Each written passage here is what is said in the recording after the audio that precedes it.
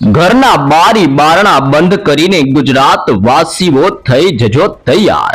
હાલ અત્યારે અરબી સમુદ્રના દરિયામાં સક્રિય બનતું મિની વાવાઝોડું પોતાની દિશાઓ બદલીને મોટો વળાંક લઈને ગુજરાતના ક્ષેત્ર તરફ ધીમી ગતિએ આગળ વધતું જોવા મળી રહ્યું છે। સાથે સાથે હિન્દ મહાસાગરના દરિયાની અંદર પણ ખુખાર ભયંકર અને તોફાની નવું વાવાઝોડું પોતાની અસરો દર્શાવતું જોવા મળી રહ્યું છે, જેની અસરને લઈને બંગાળની ખાડીના તટીય ક્ષેત્રની અંદર નવા લો પ્રેશર સિસ્ટમના હળવા ઘેરાવા બની રહેલા જોવા મળી રહ્યા છે। ઉત્તરીય ભારતના ક્ષેત્રમાંથી આગળ વધતું હવે વેસ્ટર્ન ડિસ્ટર્બન્સ ધીમે ધીમે ગુજરાતના વિસ્તારોની અંદર તીવ્ર અસર દર્શાવતું જોવા મળી રહ્યું છે। આમ ચારે દિશાઓમાંથી ગુજરાતના સંપૂર્ણ ક્ષેત્રની અંદર આગામી 3 દિવસ સુધી કડાકા ભડાકા અને વીજળીના ચમકારાની સાથે હવે પછી તીવ્ર થંડરસ્ટ્રોમ એક્ટિવિટી સક્રિય બનતી હોય તેમ ગુજરાત ઉપર મેઘ તાંડવ થવાની તાજી લેટેસ્ટ આગાહી કરવામાં આવી રહી છે।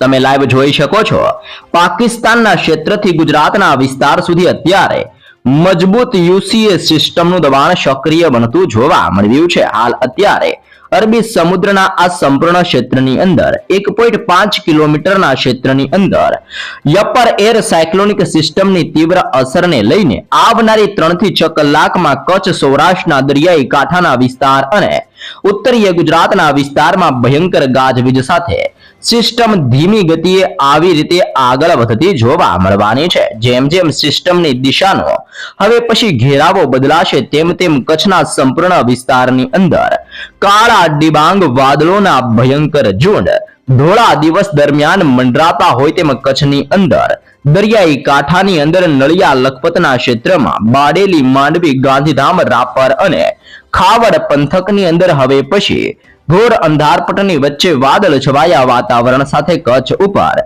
માવઠું પોતાની અસરો દર્શાવતું જોવા મળવાનું છે। જી હા દર્શક મિત્રો, તારીખો લખીને રહેજો તૈયાર। ગુજરાત રાજ્યની અંદર 3 તારીખ 4 તારીખ ને આગામી 5 તારીખ સુધીની અંદર હજી પણ વાદળ છવાયું વાતાવરણ સક્રિય થવાની સાથે સાથે અનેક જિલ્લાઓમાં હળવા વરસાદીય ઝાપટાઓ વરસવાની નવી આગાહીઓ કરવામાં આવી રહી છે। તમે અત્યારે સિસ્ટમનો ઘેરાવો આ સંપૂર્ણ ક્ષેત્રની અંદર અસર દર્શાવી રહેલો જોવા મળી રહ્યો છે।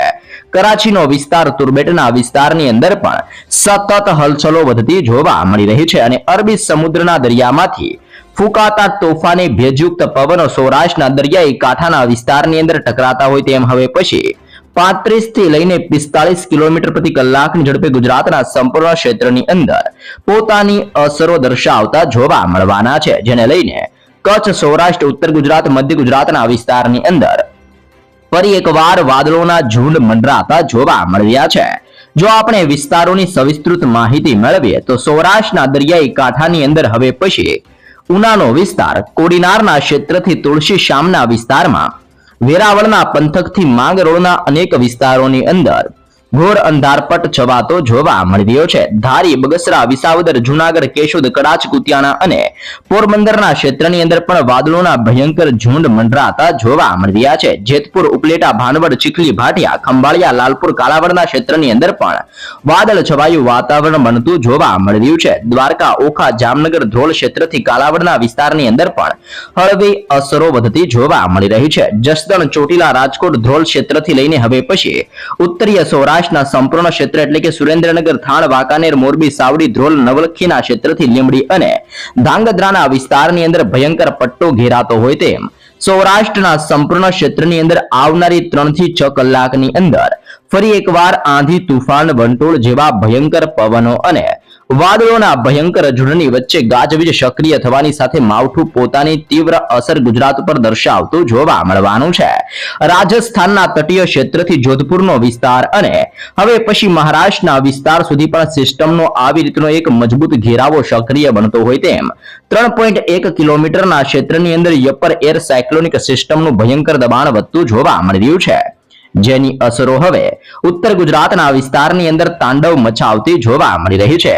ખાસ કરીને ખેડબ્રહ્મા, હિંમતનગર, મહેસાણાના તટીય ક્ષેત્રથી પાલનપુર, રાધનપુર ને થરાદ ક્ષેત્રની અંદર ઘોર અંધારપટ વાળો એક મજબૂત ઘેરાવો બનતો જોવા મળવાનો છે. સાથે સાથે ઉત્તર ગુજરાતના વિસ્તારમાંથી હવે પછી માવઠાની સ્ટ્રફ લાઇન પસાર થતી હોય તેમ સ્ટ્રફ લાઇનના તીવ્ર અસરને લઈને હવે પછી ઉત્તરીય ગુજરાતના સંપૂર્ણ ક્ષેત્રની અંદર ઓચિંતાના પલટાવને લઈને બનાસકાંઠા, સાબરકાંઠા, અરવલ્લી, પાટણ, મહેસાણા અને ગાંધીનગરના વિસ્તારની અંદર પણ ધોળા દિવસ દરમિયાન હળવાથી મધ્યમ વરસાદી ઝાપટાઓ વરસવાની શક્યતાઓ દર્શાવવામાં આવી રહી છે. મધ્ય ગુજરાતના ક્ષેત્રની અંદર ડબલ ઋતુનો અહેસાસ થતો જોવા મળી રહ્યો છે. જી હા દર્શક મિત્રો, આ સંપૂર્ણ ક્ષેત્રની અંદર બપોર દરમિયાન ભયંકર ગરમી તો રાત્રિ દરમિયાન ઠંડીની સાથે સાથે હવે પછી તોફાની પવનોની અવર જવર વધતી હોય તેમ વાદળોના ઝુંડ મંડરાતા જોવા મળી રહ્યા છે. જેમાં અહેમદાબાદના વિસ્તારથી વડોદરાના વિસ્તારની અંદર 32 ડિગ્રી સેલ્સિયસ થી લઈને 37 ડિગ્રી સેલ્સિયસ ટેમ્પરેચર જોવા મળી રહ્યું છે.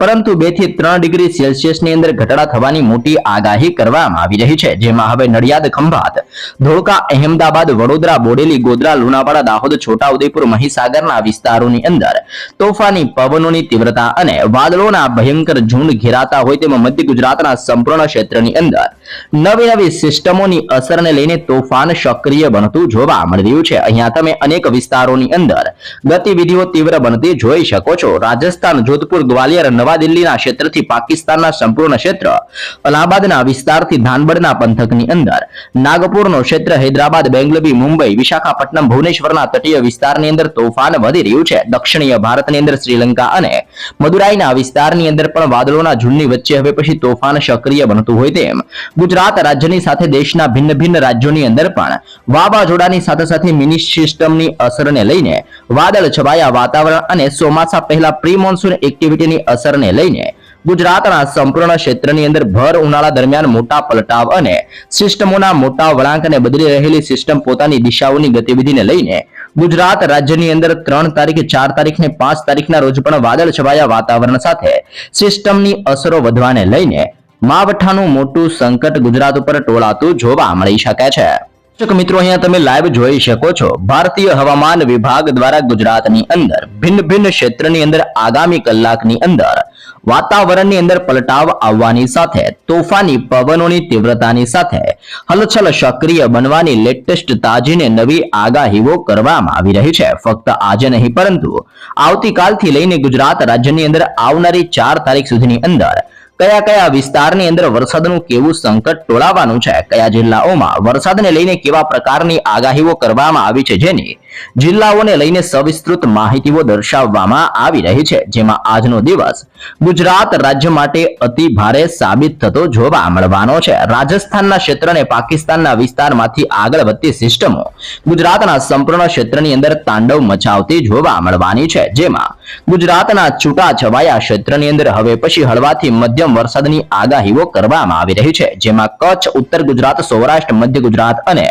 દક્ષિણીય ગુજરાતના વિસ્તારની અંદર હવે પછી ભયંકર વાદળોના ઝુંડ મંડરાતા હોય તેમ બપોરથી લઈને આજની સાંજ સુધીની અંદર મોટો પલટાવ જોવા મળવાનો છે. જેમાં વિસ્તારોની જો વાત કરીએ તો આગામી કલાકની અંદર કચ્છના તમામ ક્ષેત્રની અંદર ઘોર અંધારપટની વચ્ચે હવે પછી હળવા વરસાદની આગાહી કરવામાં આવી છે. ઉત્તર ગુજરાતની અંદર પાટણના ક્ષેત્રમાં, સાબરકાંઠાનો જિલ્લો, અમરેલી અને મોરબીના વિસ્તારથી લઈને હવે પછી મહેસાણાના ક્ષેત્રની અંદર પણ વાદળ છવાયું વાતાવરણ સક્રિય બનતું જોવા મળવાનું છે. સૌરાષ્ટ્રની અંદર ભાવનગર, અમરેલી, ગીર સોમનાથ, જૂનાગઢ અને પોરબંદરના ક્ષેત્રથી દેવભૂમિ દ્વારકાના વિસ્તારની અંદર પણ અરબી સમુદ્રના તોફાની પવનો ત્રાટકવાને લઈને તોફાન સક્રિય બનતું જોવા મળવાનું છે.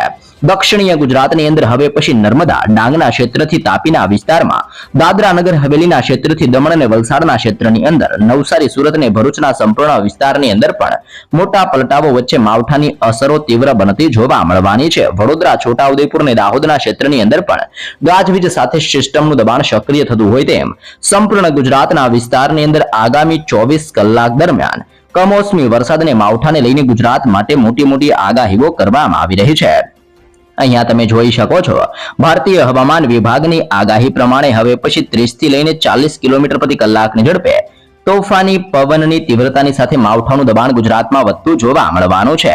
તે ઉપરાંત ગુજરાતની અંદર 3 તારીખના રોજ પણ હવે પછી સાબરકાંઠા, બનાસકાંઠા, કચ્છનું ક્ષેત્ર, ભાવનગર, અમરેલી, ગીર સોમનાથ, જૂનાગઢ, પોરબંદર અને દ્વારકાના ક્ષેત્રની અંદર પણ દબાણની સાથે માવઠાનું તીવ્ર સિસ્ટમનું જોર વધતું હોય તેમ 3 તારીખના રોજ પણ વરસાદના ખતરાને લઈને આગાહી કરવામાં આવી રહી છે. 4 તારીખના રોજ સૌરાષ્ટ્રના 2 જિલ્લા જેમાં અમરેલી અને ભાવનગરના જિલ્લાની અંદર 4 તારીખના રોજ વરસાદનું જોર વધતું જોવા મળવાનું છે. તે ઉપરાંત અરવલ્લી, મહીસાગર, દાહોદ, છોટાઉદેપુર, નર્મદા, ભરૂચ, વડોદરા અને પંચમહાલના ક્ષેત્રની અંદર પણ 4 તારીખના રોજ આ વિસ્તારોની અંદર ગાજવીજ સાથે મેઘરાજાનું તોફાન સક્રિય બનવાની નવી નકોર આગાહીઓ કરવામાં આવી રહી છે. આમ આ સંપૂર્ણ ક્ષેત્રની અંદર માવઠાને લઈને મોટું પૂર્વાનુમાન જાહેર કરવામાં આવ્યું છે.